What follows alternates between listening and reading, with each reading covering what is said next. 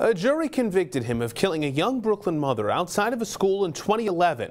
But Andrew Lopez says jurors never heard the whole story. Tonight, Dana Arshent brings us Lopez's version and the stories of the lives that changed forever that fateful day outside the Brownsville school. Dana is here in the studio. Rich, on October 21st, 2011, 34-year-old Zerana Horton was shot and killed in Brownsville while throwing herself on top of children nearby to protect them from the stray bullets. Her convicted killer, 20-year-old Andrew Lopez, was recently sentenced to 55 years to life. Lopez and his family reached out to News 12 so that Lopez could tell his side of the story.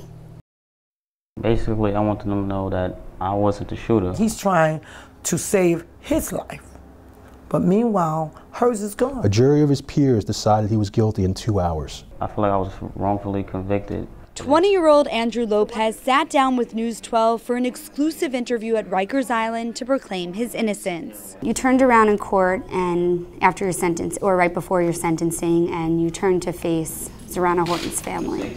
And you said to them, I'm very sorry for your loss. Do you have another message you'd like to give to her family? It's hard for me because, like, I know that I honestly didn't do this, you know, and, you know, like, I feel bad about, you know, her grandchildren.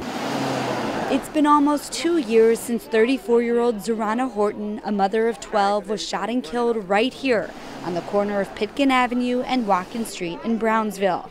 Horton's mother, Denise Peace, reflects on what life has been like for her surviving family. Hell, when we first got the children, I was working 2 jobs. I had to leave both of my jobs to fend for these little small babies.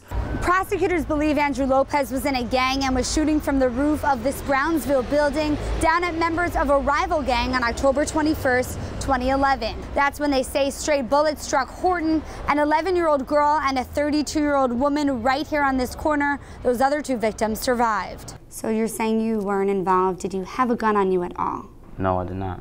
I was never on that roof. I was never on the street at the time of the shooting. I was with, you know, a friend, you know, that happened to be missing the whole entire time of this case. In fact, Lopez says he told his public defender, Bernard Udell, about the alibi, but no alibi was ever mentioned in court. During his sentencing, Lopez told the courtroom his lawyer was ineffective. Why wouldn't the attorney want to use the alibi? He told me that I told him too late, but I mentioned it from time to time, and you know, I didn't really get into it because one, you know, like I knew the kid probably didn't want me, you know, to put his name in it, you know, and you know, just bring him into this whole thing. I spoke on the phone with Udell. When I asked about Lopez's claims of an alibi, he said what was discussed between he and his client will remain confidential. As far as prosecutor Seth Goldman is concerned, Lopez was rightfully convicted after a 3-week trial. Andrew Lopez made a confession, and he didn't just make one confession. He made 2 confessions to 2 different people. He admitted he was on the roof, he admitted he was firing the gun, and he said he was firing at the Howard boys and didn't mean to shoot the woman.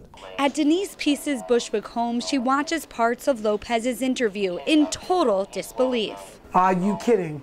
She says she believes Lopez didn't mean to kill her daughter, but that he did mean to kill someone. She also says his story of an alibi just doesn't add up. If you're gonna go to prison for killing somebody and shooting 2 other people, what do you mean you don't want to drag a friend in? You'll do anything to save your life, just like I would have done anything to save my daughter's life. Lopez says he initially admitted to the crime after being interrogated by authorities for 16 hours straight, while also suffering from what he claims was a painful medical condition.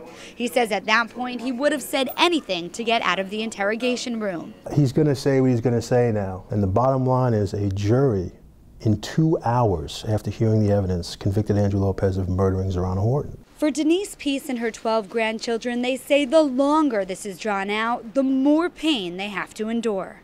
I didn't cry so many times that I can't really cry anymore.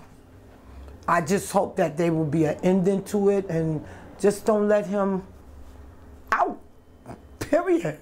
But Lopez maintains his innocence. He says he made a big mistake trying to protect his alibi, but that's something he's not willing to do any longer. He knows I didn't leave out that house. He knows I was on the phone when them shots were fired. you know, and basically, like, when I get my appeal, he will, you know, come up, you know, it's something called like newly discovered evidence. Bernard Udell, Lopez's public defense attorney, says he already filed a notice of appeal for Lopez right after the sentencing. It could take at least a full year before the appeal process even begins. In the meantime, Lopez's family tells me they've saved up money to hire their own private attorney in the hopes of the appeal being approved. We'll continue to follow the story and keep you updated, and we would love to hear your thoughts and feedback. Rich? All right, thanks, Dana. And like she mentioned, we want to hear from you about this story. You can reach out to us on Twitter at News12BK. Also, you can post your comments on our Facebook page. Just search for News 12 Brooklyn and sound off.